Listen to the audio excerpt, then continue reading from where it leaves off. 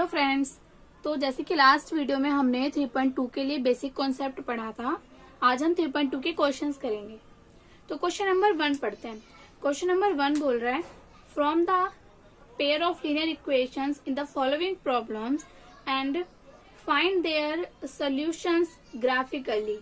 ये बोल रहा है कि नीचे आपको जो ये दो प्रॉब्लम्स दी हुई हैं दो पार्ट में, आपको इनके लिए पहले तो इक्वेशंस बनानी है। ठीक है, पेयर दोनों में दो दो इक्वेशन बनेगी, तो पहले पेयर बनाना है इक्वेशंस का और फिर उनको सॉल्व करना है ग्राफिकली। ठीक है, तो देख लेंगे क्या करना है।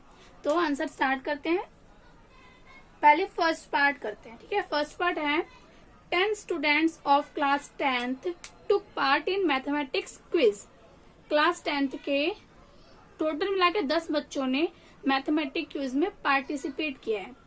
If the number of girls is 4 more than the number of boys, अगर उस कंपटीशन में लड़कियों की संख्या लड़कों की संख्या के 4 अधिक है। ठीक है, 4 ज्यादा है, 4 गुना नहीं है, 4 ज्यादा है। मतलब अगर लड़के 2 हैं तो लड़कियां 6 हैं, 4 अधिक है। ठीक है, अब वो कितने कितने भी हो सकते हैं। आगे बोल रहे हैं, find the number of boys and girls who took part in the quiz. आपको नंबर ऑफ बॉयज निकालना है और नंबर ऑफ गर्ल्स निकालने हैं जिन्होंने पार्टिसिपेट किया है। मतलब 10 टोटल बच्चे थे, उसमें से कितने बॉयज हैं और कितने गर्ल्स हैं, ये हमें निकालना है। तो जैसे कि हमने बेसिक वीडियो में भी देखा था कि जो चीज हमसे पूछेगा क्वेश्चन मेनली उसी को हमें लेट कर लेना है। ठीक है, देखना 2 वेरिएबल के लिए आपको डाटा मिल जाएगा। तो आंसर स्टार्ट करते हैं। अब देखो हमसे पूछ रहा था number of girls and number of boys, तो हम उसी को लेट कर लेंगे। तो लेट नंबर ऑफ बॉयज, हमने मान लिया कि नंबर ऑफ बॉयज कितने हैं x and number of girls y। ठीक है, नंबर ऑफ गर्ल्स y। ठीक है, तो अभी हमने लेट कर लिया। अब हम अकॉर्डिंग टू क्वेश्चन अपनी प्रॉब्लम के अकॉर्डिंग ही इक्वेशंस बनाएंगे।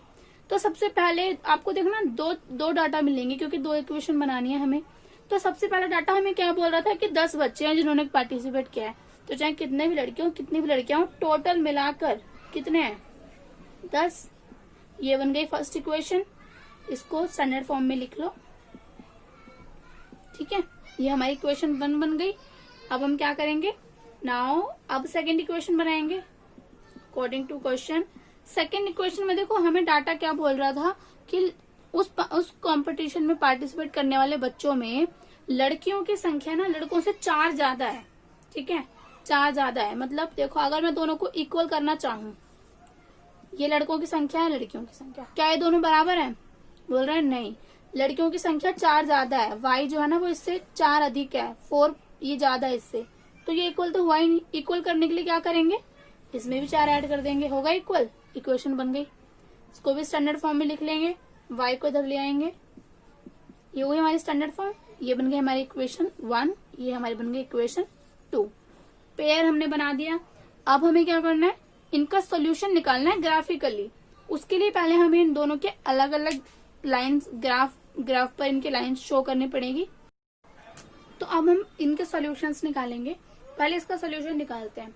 इसमें मैं क्या कर रही हूँ, पहले x की जगह 0 पुट कर दिया।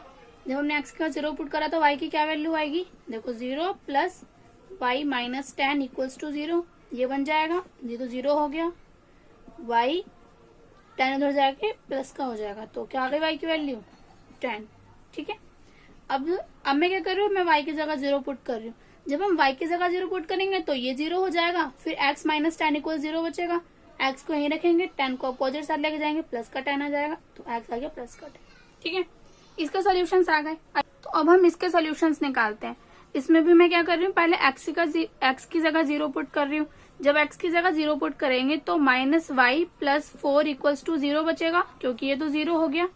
अब बचा minus y equals to minus 4, minus से माइनस कैंसिल, तो y की वैल्यू क्या आ गई 4। अब क्या करेंगे, अब बिल्कुल y की जगह 0 पुट कर देंगे। ठीक है, जब तक आपके वेरिएबल के साथ कुछ मल्टीप्लाई में नहीं है तो 0 पुट करो, इजी रहता है, सॉल्व जल्दी हो जाता है। तो x minus 0 plus 4 equals to 0, ये पूरा 0 हो गया कैंसिल, बचा x की वैल्यू आ गई -4। ठीक है, अब हमारे पास सॉल्यूशंस आ गए। अब हम इनका ग्राफ बनाते हैं। मैं अभी यहाँ पे शो कर रही हूँ, फिर अभी ग्राफ पेपर पर भी शो करूंगी। तो ये हमने रेडी कर लिया। मैंने 2 का गैप लिया है दोनों साइड। तो पहले इस लाइन को ग्राफ बनाते हैं, इस लाइन का। तो जब x 0 है तो y कितना है 10, ये हो गया x 0 y 10, ठीक है। x के हम कहीं नहीं गए, y के ऊपर गए हैं सिर्फ। अब जब x 10 है तो y 0, यहाँ पर x 10 और y 0। तो अब ये हमारे 2 पॉइंट बन गए, इनसे हम एक लाइन बना देंगे। तो अब इसको बनाते हैं। जब x 0 है तो y 4 है, x 0 है तो y 4, ये 0 4। और जब x -4 है, x -4 कहाँ होता है इधर, तो y 0 है, ये x -4 और 0।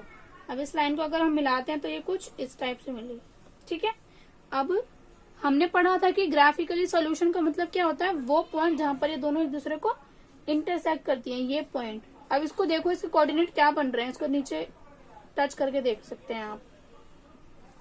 ये 2 और 4 के एग्जैक्ट बीच में बनेगा, जहां जो है 3, ठीक है। और इधर ये देखो 7 है ना, 6 और 8 के बीच में तो 7, तो इसके पॉइंट्स आ गए 3 और 7। तो यही हमारा सॉल्यूशन है। देखो ये x है, ये y है, ठीक है। x हमने किसको ऐड किया था, नंबर ऑफ बॉयज को। तो नंबर ऑफ बॉयज जिन्होंने पार्टिसिपेट किया कितने हो गए 3। और y हमने किसको ऐड किया था, नंबर ऑफ गर्ल्स को। तो नंबर ऑफ गर्ल्स हो गई 7। देखो दोनों मिला के 10 भी हैं और लड़कियों की संख्या लड़कों से 4 अधिक भी है। तो हमारा क्वेश्चन सेटिस्फाई हो गया और ये हमारा आंसर आ गया, ठीक है। अब आप एक बार इसको ग्राफ पेपर पे देख लो, ताकि आपको एग्जैक्ट पता चले कि ये पॉइंट 37 पर ही बन रहा है। तो अब सेकंड क्वेश्चन पढ़ लेते हैं। फर्स्ट क्वेश्चन का ही सेकंड पार्ट ये बोल रहा है 5 pencils and 7 pens together cost ₹50। मतलब 5 पेंसिल्स और 7 पेन मिलाकर कितने के आते हैं 50 रुपए के। Whereas 7 pencils and 5 pens together cost ₹46। जबकि 7 पेंसिल्स और 5 पेन मिलाकर 46 के आते हैं। Find the cost of 1 pencil and that of 1 pen. हमें एक पेंसिल और एक पेन की कॉस्ट बतानी है। तो जो चीज हमसे पूछी हम उसे लेट कर लेंगे। लेट कॉस्ट ऑफ 1 पेंसिल, हमने लेट कर लिया कि एक पेंसिल की कॉस्ट कितनी है ₹X। तो कॉस्ट ऑफ 1 पेन हमने लेट कर लिया ₹Y, ठीक है।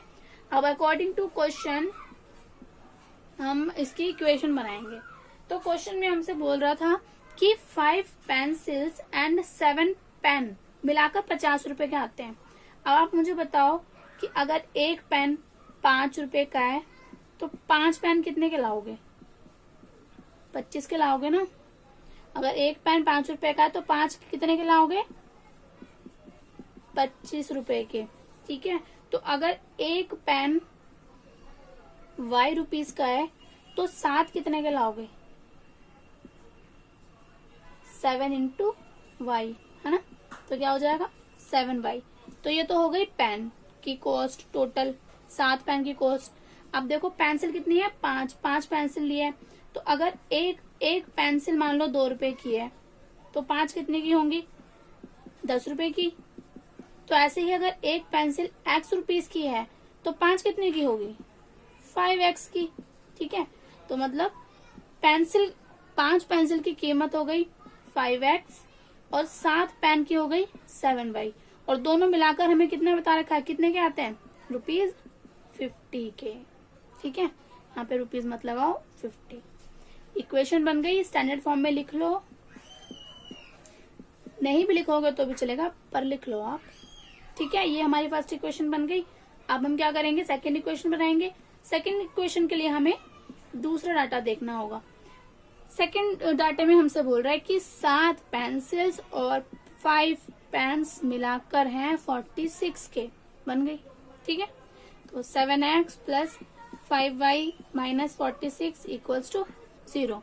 हमने इक्वेशंस बना ली। अब हम इनके सॉल्यूशंस निकालेंगे और फिर इसका ग्राफ बनाएंगे। तो पहले हम इसके सॉल्यूशंस निकालते हैं। अब देखो यहाँ पर ना वेरिएबल के साथ मल्टीप्लाई में है, नंबर्स हैं, कोएफिशिएंट है। तो अब हम यहाँ पर अगर मैं 0 रखती हूँ तो ये 0 हो जाएगा, इधर जाके ये 0 है। तो जब मैं 7 यहाँ पे 7y इक्वल 50 बचेगा। जब मैं 7 को इधर लेके जाऊंगी तो 50 जो है वो 7 से डिविजिबल नहीं होगा, जिसकी वजह से हमारा जो आंसर है वो पॉइंट्स में आएगा। और हम नहीं चाहते हमें ग्राफ में पॉइंट में शो करना पड़े, हमारा पूरी प्रेजेंटेशन खराब हो जाएगी। तो इस टाइम पर हम ऐसे नंबर सोचेंगे कि यहाँ पर एक ऐसा नंबर बना लू मैं एक्स की वैल्यू रख के, जो कि इधर जाके इसमें से लेस होगा, वो लेस होके ऐसा नंबर बने जो 7 से डिविजिबल हो, ताकि हमारा जो आंसर है वो पूरी वैल्यूज में आए। ठीक है, तो एक काम करते हैं, एक्स की जगह 3 पुट करके देखते हैं। ठीक है, तो 5 और एक्स की जगह 3 मल्टीप्लाई हो जाएगा। 5 3 जा 15 plus 7y equals to 50। 7y ऐसे बचा, 50 माइनस 15, 7y इक्वल्स टू 35। अब बताओ 35 7 का डिविजिबल है या नहीं? डिविजिबल है ना। 7 5 जा 35, तो हमारा आंसर आ गया 5। अब अगर मैं 0 लेती हूँ तो पॉइंट में पता नहीं क्या क्या आता रहता, तो इस टाइम पर हमें थोड़ा सा सोचना पड़ेगा। ठीक है, जब मल्टीप्लाई में कुछ ना हो तब आप 0 ले सकते हैं, कोई दिक्कत नहीं है, लेकिन जब मल्टीप्लाई में कुछ हो तो थोड़ा देख लो। अब क्या रखें ऐसा? अब एक काम करते हैं, 10 रख लेते हैं। 10 क्यों? क्योंकि इसके अलावा मैंने सोचा 4 रखूं, 5 रखूं, 6 रखूं, कोई भी ऐसा नंबर नहीं बना पा रहा जिससे कि डिवाइड हो जाए 7 से जो। तो एक काम करते हैं, 10 रख लेते हैं, तो ये हो जाएगा 50। इधर जाएंगे, लेस करेंगे, 0 आ जाएगा, तो y की वैल्यू भी 0 आ जाएगी। ठीक है, दिखाऊं? 50 plus 7y equals to 50। 7y equals to, इधर जाके लेस हुआ, 0 बचा, तो y की वैल्यू भी क्या आ गई? 0। ठीक है, हमें पूरे नंबर चाहिए। तो अब हम इसके सॉल्यूशंस निकालते हैं। इसके सॉल्यूशंस के लिए भी हमें सेम सोचना है, ऐसा नंबर बनाना है, एक्स की वैल्यू या वाई की वैल्यू ऐसी पुट करो कि दूसरा जब उधर डिवाइड में जाए तो कट के एक पूरा आंसर आए। तो एक काम करते हैं, एक्स की जगह 3 पुट करके देखते हैं। ठीक है, क्योंकि जब हम 3 को 7 से मल्टीप्लाई करेंगे तो वो क्या हो जाएगा? 3 7 से 21 हो जाएगा, और 21 को जब 46 में से लेस करेंगे तो 25 बचेगा, जो कि 5 का डिविजिबल है। ठीक है, पुट करके दिखा देती हूँ। 3 7 जा 21 प्लस 5y इक्वल्स टू 46। अब 5y ऐसे रखेंगे, 46 माइनस 21 हो जाएगा हमारा 25, y की वैल्यू आ जाएगी 5। ठीक है, 5 5 जा 25, y की वैल्यू आ गई 5। अब एक और सोचते हैं। अब एक काम करते हैं, 8 रखते हैं x की जगह। 8 क्यों रखेंगे?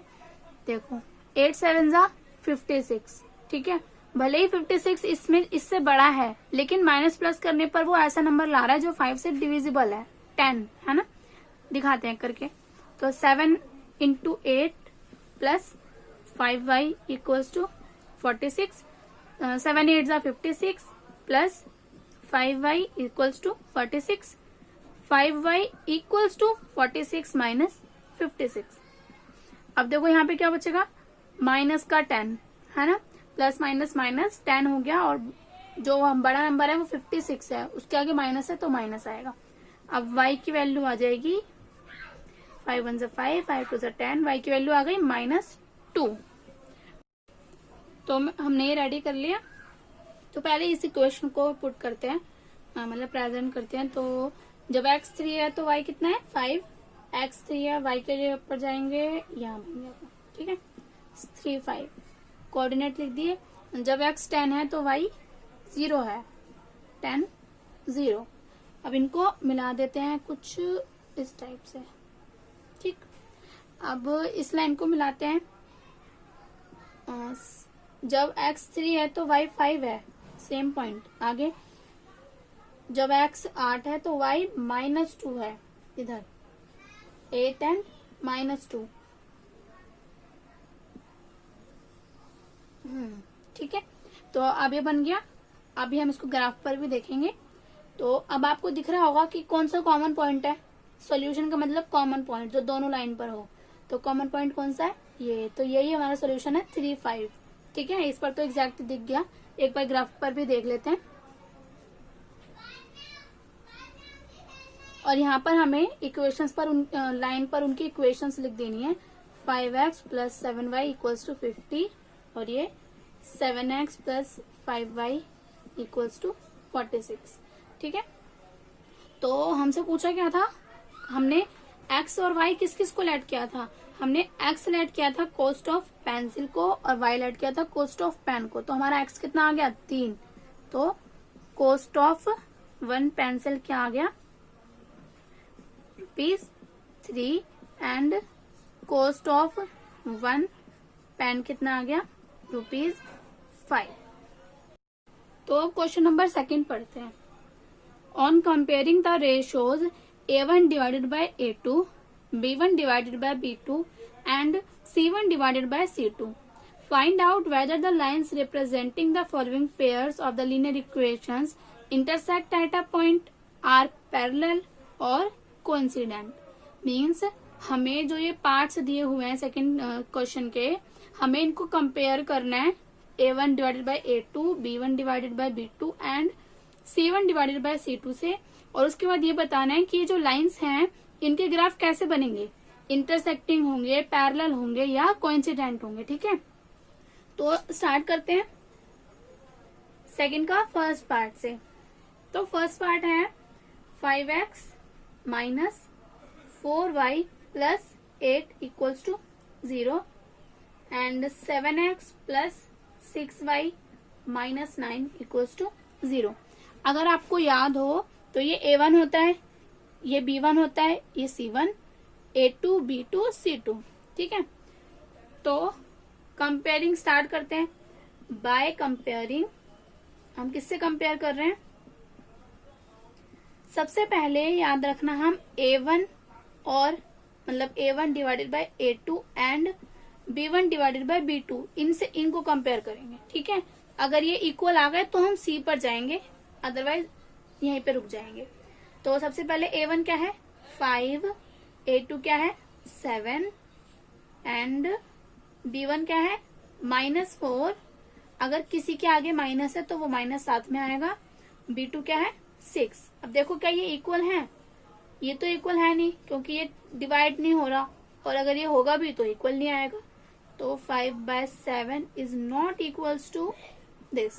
ठीक है, तो अब हम क्या लिख देंगे, सिंस क्योंकि A1 divided by A2 is not equal to B1 divided by B2।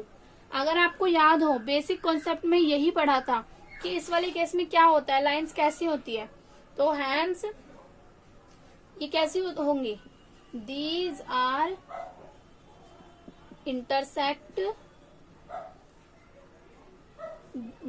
Intersect at a point. ठीक है, ये लाइन कैसी होंगी, इंटरसेक्टिंग लाइंस होंगी, एक पॉइंट पर इंटरसेक्ट करेगी। तो अब इसका सेकंड पार्ट करते हैं। सेकंड पार्ट हमें ये दे रखा है, हम सबसे पहले A1, A2 और B1, B2 को कंपेयर करेंगे। तो कंपेयर करते हैं, A1 क्या है 9, A2 क्या है 18 एंड B1 क्या है 3, B2 क्या है 6। इनको डिवाइड करके आप छोटा कर सकते हैं। 9 1 9, 9 2 18, 3 1 3, 3 2 6। तो हम क्या देख रहे हैं कि ये दोनों तो इक्वल हैं। ठीक है, अब हम क्या करेंगे, नाउ बाय कंपेयरिंग, अब ये जो इक्वल आ गए हैं अब हम इनको कंपेयर करेंगे C1 C2 से and C1 divided by C2 से। ठीक है, तो कंपेयर करें, ये दोनों तो इक्वल आ गए हैं हमारे। C1 क्या है 12, C2 क्या है 24। तो देखो 12 1 12, 12 2 24, क्या आ गए, तीनों ही हमारे इक्वल आ गए। सो क्योंकि A1 लिख देते हैं पहले हम, A1 divided by A2 equals to B1 divided by B2 equal to C1 divided by C2। जब हमारे तीनों इक्वल आ जाते हैं तो हमने पढ़ा था कौन सा केस होता है, सिंस ये तीनों इक्वल हैं, हैंस दीज आर कोइंसिडेंट। बिल्कुल कोइंसिडेंट लाइंस में होता है ना ये, दीज आर कोइंसिडेंट लाइन। तो अब थर्ड पार्ट देखते हैं। तो थर्ड पार्ट क्वेश्चन ये है, सबसे पहले कंपेयर करेंगे A1 और B1, मतलब A1 A2 B1 B2 को। तो A1 divided by A2 and B1 divided by B2, है ना। तो इनको छोटा करते हैं डिवाइड करके, 2 3 ज़ा 6, 2 1 ज़ा 2, माइनस से minus cancel, 3 divided by 1 equals to 3 divided by 1, ये तो इक्वल आ गए। अब हम क्या करेंगे, नाउ बाय कंपेयरिंग, अब किससे कंपेयर करेंगे, C1 C2 से, ठीक है। A1 divided by A2 equals to B1 divided by B2 and C1 divided by C2, तो कंपेयर करते हैं। तो ये दोनों तो हमारे इक्वल आ चुके हैं। अब हम देखते हैं C1 डिवाइडेड बाय C2 क्या है, 9/10। तो ये कैसे हैं, ये इक्वल नहीं है, ठीक है। तो अब हम लिख देंगे क्योंकि A1 divided by A2 is equal to B1 divided by B2 but is not equal to C1 divided by C2। इस टाइप की जो लाइंस होती हैं, कौन सी लाइंस होती हैं, parallel lines. So these are parallel, ठीक है, दीज आर पैरेलल लाइंस। तो क्वेश्चन नंबर 3 बोल रहा है, on comparing the ratios A1 divided by A2, B1 divided by B2 and C1 divided by C2, find out whether the following pairs of linear equations are consistent और inconsistent. मतलब हमें वही third के जितने भी पार्ट्स दिए हुए हैं सब में हमें A1 divided by A2, B1 divided by B2 and C1 divided by C2 को कंपेयर करना है और बताना है कि ये जो लाइंस हैं ये कंसिस्टेंट है और इनकंसिस्टेंट है। अगर आप लोगों ने बेसिक वीडियो अच्छे से देखी है तो ये सब आपको समझ आ रहे होंगे कि क्वेश्चन क्या पूछ रहा है, इसमें हमें क्या कंपेयर करना है, कैसे पता चलेगा ये इनकंसिस्टेंट है या कंसिस्टेंट है। तो अगर आपने बेसिक वीडियो अभी तक नहीं देखी है तो उसको प्लीज जाके देखो, उसको देखने के बाद आप इजीली 3.2 कर सकते हैं। तो हम अपना 3 का आंसर स्टार्ट करते हैं। तो क्वेश्चन नंबर 3 का फर्स्ट पार्ट हमें दिया हुआ है 3x plus 2y equals to 5 and 2x minus 3y equals to 7। अब इन क्वेश्चंस में एक चीज आपको ध्यान रखनी है, अगर ये क्वेश्चन स्टैंडर्ड फॉर्म में नहीं है तो पहले स्टैंडर्ड फॉर्म में लिखना है, क्योंकि अगर आपने स्टैंडर्ड फॉर्म में इसको नहीं लिखा तो आप C1 C2 लिखने में गलती कर सकते हैं। तो पहले हम इसको चेंज कर लेते हैं फटाफट से स्टैंडर्ड फॉर्म में, ठीक है। स्टैंडर्ड फॉर्म में याद है ना, C इधर होता है तो हमने C को इधर लिया है, तो दोनों को हमने चेंज कर लिया। अब हम अपने कंपेयरिंग स्टार्ट करेंगे। तो पहले हम किससे कंपेयर करेंगे, yes, A1 divided by A2 and B1 divided by B2। तो पहले इनसे कंपेयर करते हैं। तो A1 क्या है, 3 डिवाइडेड बाय A2 क्या है, 2, B1 क्या है, 2 एंड B2 क्या है, -3, ठीक है। तो ये तो इक्वल नहीं है, तो हम क्या लिखेंगे, is not equals to 2 divided by -3। अब क्योंकि A1 divided by A2 is not equals to B1 divided by B2, जब अगर ये दोनों इक्वल नहीं है, हैंस किस टाइप की लाइन हुई है, बिल्कुल इंटरसेक्टिंग। तो कैसी लाइंस हुई, दीज आर इंटरसेक्टिंग लाइंस।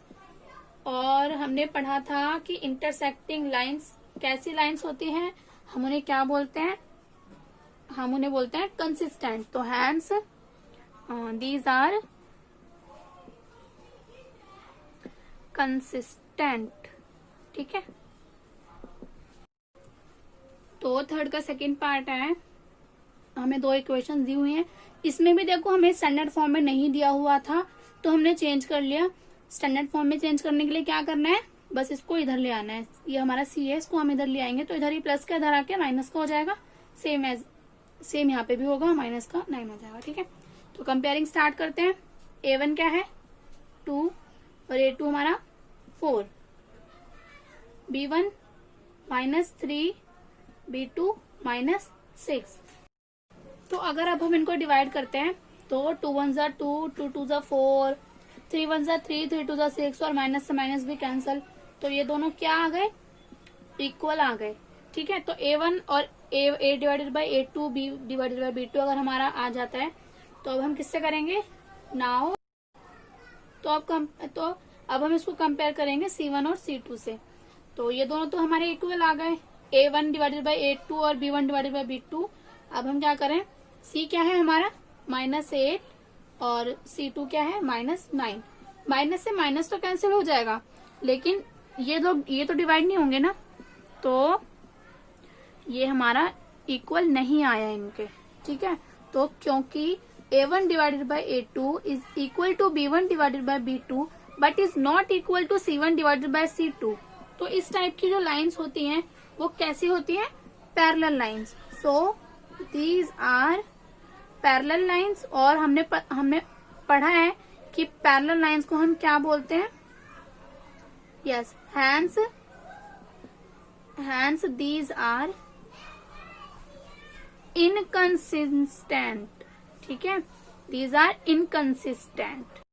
तो क्वेश्चन नंबर 3 का थर्ड पार्ट हमें ये दे रखा है, हमने इसको स्टैंडर्ड फॉर्म में चेंज कर लिया और अब हम कंपेयरिंग स्टार्ट करते हैं। पहले हम क्या करेंगे, A1, ये हमारा पूरा A1 है देखो, डिवाइडेड बाय A2 क्या है 9, एंड B1 क्या है 5/3 डिवाइडेड बाय B2 क्या है -10, ठीक है। तो अगर आप लोगों को पता हो, इसके नीचे कुछ नहीं है, मैं 1 लिख सकती हूँ, ठीक है। अब आपको पता होगा ऊपर वाले से डिवाइड होता है, नीचे वाला नहीं से। 3 1 3, 3 3 9, तो ऊपर क्या बचा 1/3 और इधर हो गया 3/1, और इधर क्या हो गया 5 1 5, 5 2 10, तो 1/3 और माइनस का 2/1। हाँ, तो सॉरी यहाँ पे 2 था। तो अब हम आगे करेंगे, अब देखो अभी हम क्या करेंगे, इसको ऊपर रखेंगे और इसको देखो, जब डिवाइड के नीचे डिवाइड होता है तो हम क्या करते हैं, ऊपर वाले को ऐसे रख लेते हैं, नीचे वाले को मल्टीप्लाई में चला जाता है, लेकिन उल्टा होके, मतलब वो अपोजिट हो जाता है, ठीक है। सेम इधर भी करेंगे, 1/3 ऐसे ही रहेगा, ये अपोजिट साइड होके ऊपर मल्टीप्लाई में जाएगा, ठीक है। तो ये हो गया 1/6 और ये हो गया माइनस का 1/6, तो ये इक्वल नहीं है। तो क्योंकि A1 divided by A2 is not equals to B1 divided by B2, C पर जाने की जरूरत ही नहीं है। इस टाइप की लाइंस कौन सी होती हैं, दीज आर इंटरसेक्टिंग लाइंस। और इंटरसेक्टिंग लाइंस कैसी होती हैं, yes, hence these are consistent. तो क्वेश्चन नंबर 3 के 3 पार्ट मैंने करा दिए, बाकी के 2 पार्ट आप लोग खुद ट्राई करेंगे। जैसे कि आप देख ही रहे हैं, बहुत ही इजी है, इजीली हो जाएंगे। और बाकी के क्वेश्चंस के लिए हम मिलेंगे नेक्स्ट वीडियो में। सो बाय बाय, नेक्स्ट वीडियो में मिलते हैं रिमेनिंग क्वेश्चंस के साथ।